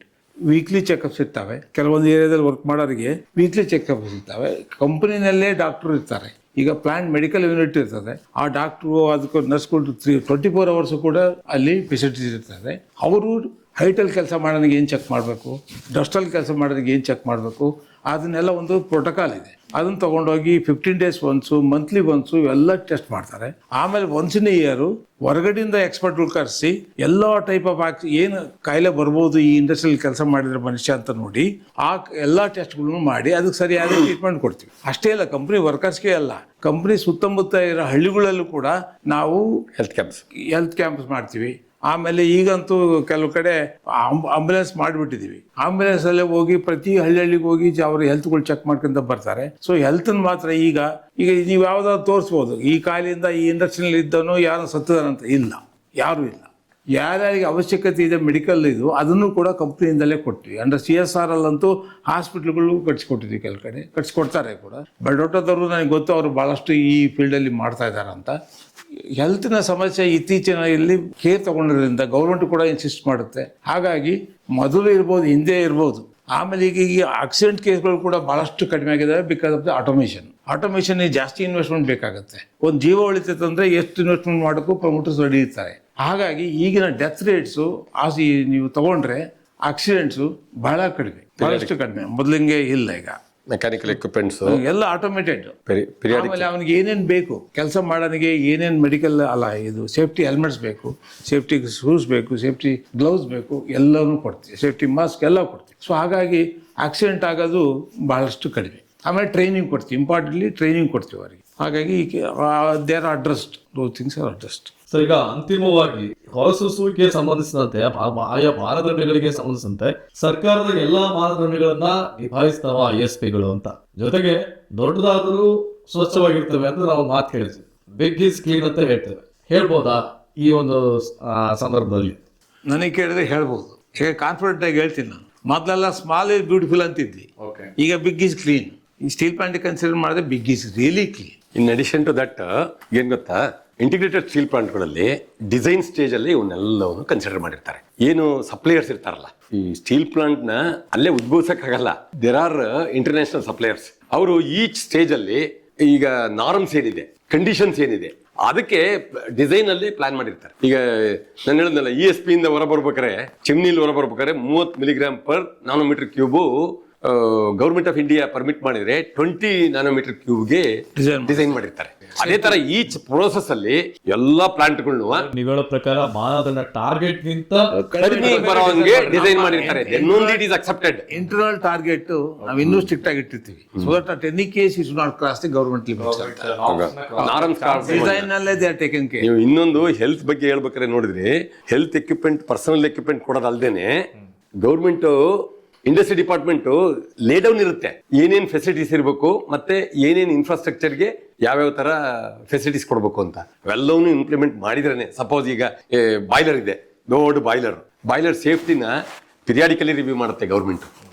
Yearly once ಅದ್ರ ಕಂಡೀಷನ್ ವೆರಿಫೈ ಮಾಡಿ, ಕಂಡೀಷನ್ ಇಲ್ಲಿ ಇದೆ ಅಂದ್ರೆ ಮಾತ್ರ ಪರ್ಮಿಷನ್ ಕೊಡೋದು. Of course here and there accidents ಆಗುತ್ತೆ, ಆಕ್ಸಿಡೆಂಟ್ಸ್ 0 ಆಗುತ್ತೆ ಅಂತ ನಾನು ಹೇಳ್ತಾ ಇಲ್ಲ. ನಾನು ಹೇಳೋದೇನು ಅಂದ್ರೆ, ನಾರ್ಮ್ಸ್ ವೆರಿಫಿಕೇಶನ್ ಮಾಡ್ಲಿಕ್ಕೆ, ನಾರ್ಮ್ಸ್ ಎಸ್ಟಾಬ್ಲಿಷ್ ಮಾಡ್ಲಿಕ್ಕೆ based on the experiences of the government and other industries ಎಲ್ಲವನ್ನೂ ಇನ್ಕಾರ್ಪೊರೇಟ್ ಮಾಡಿರ್ತಾರೆ. ಪ್ರತಿ ವರ್ಷನೂ ಅಮೆಂಡ್ಮೆಂಟ್ಸ್ ಆಗ್ತಿರ್ತವೆ ಈಚ್ ಪ್ಯಾರಾಮೀಟರ್ಸ್. ಅವೆಲ್ಲ ಪ್ಯಾರಾಮೀಟರ್ಸ್ ಅಸೆಸ್ ಮಾಡಿ ಪ್ರತಿಯೊಂದು ಯೂನಿಟ್ ಅಲ್ಲಿ, ಈಗ ಟೆಂಪರೇಚರ್ ಜಾಸ್ತಿ ಇರೋಂಥ ವರ್ಕ್ ಮಾಡೋರಿಗೆ ಅವ್ರಿಗೆ ಬೇಕಾದ ಕವಚ ಕೊಟ್ಟಿರ್ತಾರೆ, ರೇಡಿಯೇಷನ್ ಪ್ರಿವೆಂಟಿವ್ ಆ ಥರ ಪ್ರತಿಯೊಂದೊಂದು ಇದಕ್ಕೂ safety systems are in place.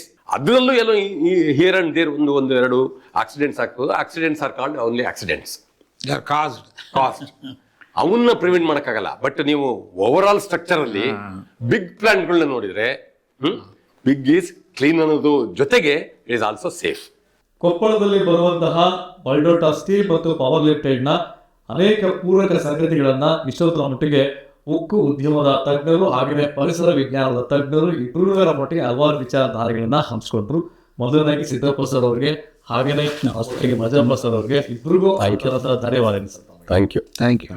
ಇನ್ನಿತರ ಸುದ್ದಿಗಳಿಗಾಗಿ ಕೂಡಲೇ ಸಬ್ಸ್ಕ್ರೈಬ್ ಮಾಡಿ ನ್ಯೂಸ್ ಟ್ಯಾಗ್ ಕನ್ನಡ.